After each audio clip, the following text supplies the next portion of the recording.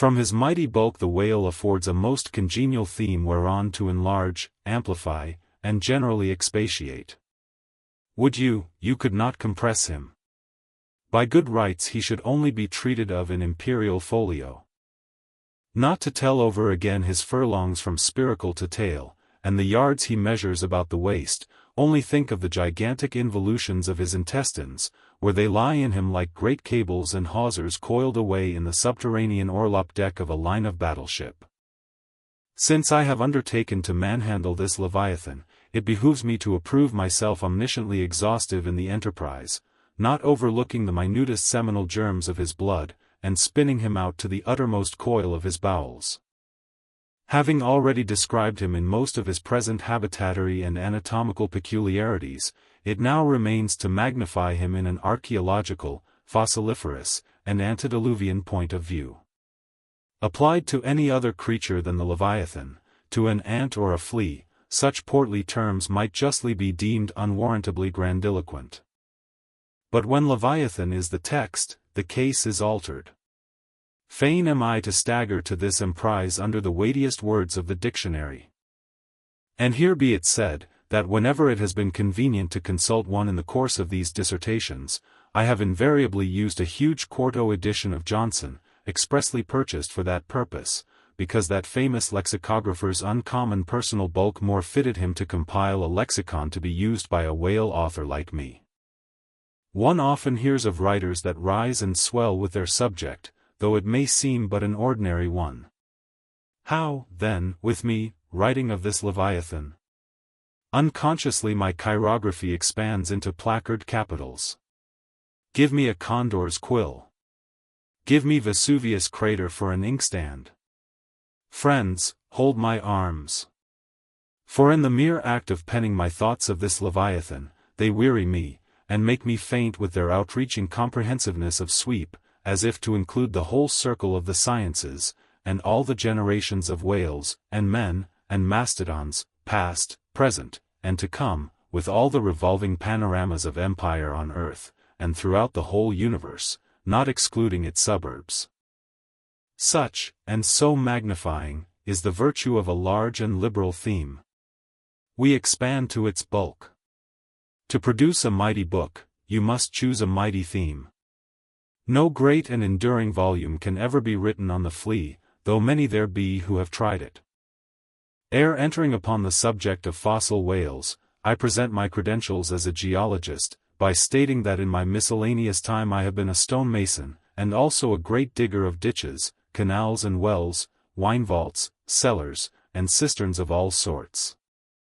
Likewise, by way of preliminary, I desire to remind the reader, that while in the earlier geological strata there are found the fossils of monsters now almost completely extinct, the subsequent relics discovered in what are called the tertiary formations seem the connecting, or at any rate intercepted links, between the antichronical creatures, and those whose remote posterity are said to have entered the ark.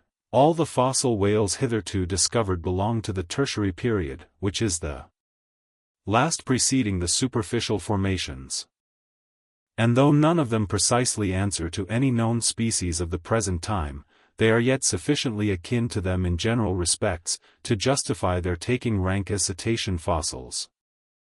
Detached broken fossils of pre-Adamite whales, fragments of their bones and skeletons, have within 30 years past, at various intervals, been found at the base of the Alps, in Lombardy, in France, in England, in Scotland, and in the states of Louisiana, Mississippi, and Alabama.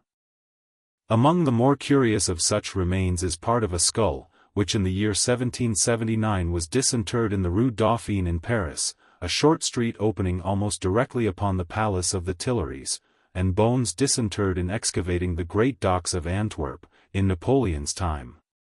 Cuvier pronounced these fragments to have belonged to some utterly unknown leviathanic species. But by far the most wonderful of all cetacean relics was the almost complete vast skeleton of an extinct monster, found in the year 1842, on the plantation of Judge Cray, in Alabama. The awe-stricken credulous slaves in the vicinity took it for the bones of one of the fallen angels. The Alabama doctors declared it a huge reptile, and bestowed upon it the name of Basilosaurus.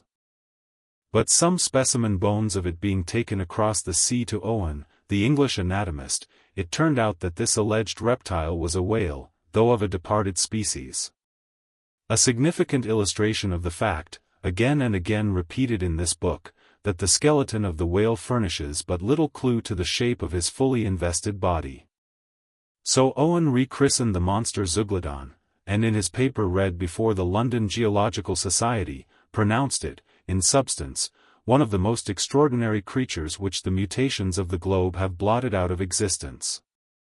When I stand among these mighty leviathan skeletons, skulls, tusks, jaws, ribs, and vertebrae, all characterized by partial resemblances to the existing breeds of sea monsters, but at the same time bearing on the other hand similar affinities to the annihilated antichronical leviathans, their incalculable seniors, I am, by a flood, borne back to that wondrous period, ere time itself can be said to have begun, for time began with man.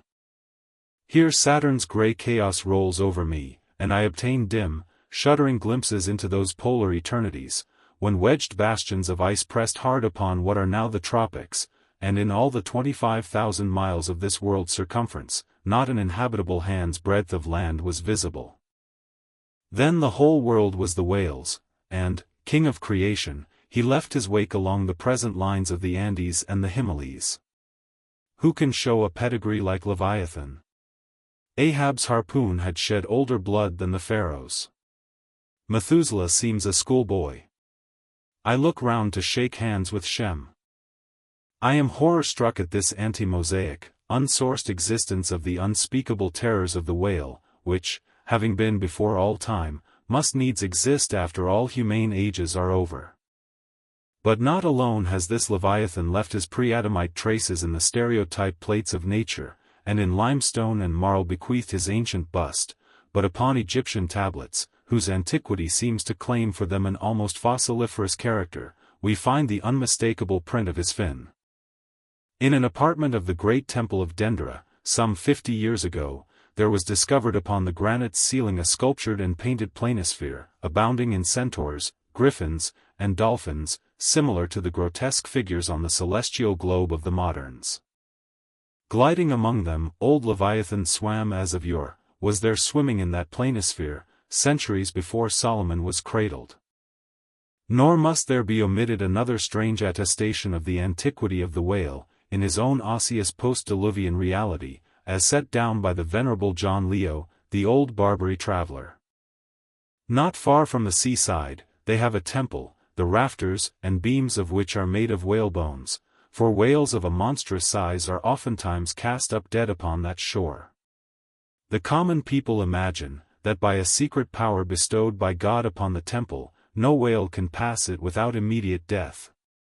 But the truth of the matter is, that on either side of the temple, there are rocks that shoot 2 miles into the sea, and wound the whales when they light upon them. They keep a whale's rib of an incredible length for a miracle, which lying upon the ground with its convex part uppermost, makes an arch, the head of which cannot be reached by a man upon a camel's back. This rib, says John Leo, is said to have lain there 100 years before I saw it. Their historians affirm, that a prophet who prophesied of Muhammad, came from this temple, and some do not stand to assert, that the prophet Jonas was cast forth by the whale at the base of the temple. In this Afric temple of the whale I leave you, reader, and if you be a Nantucketer, and a whaleman, you will silently worship there.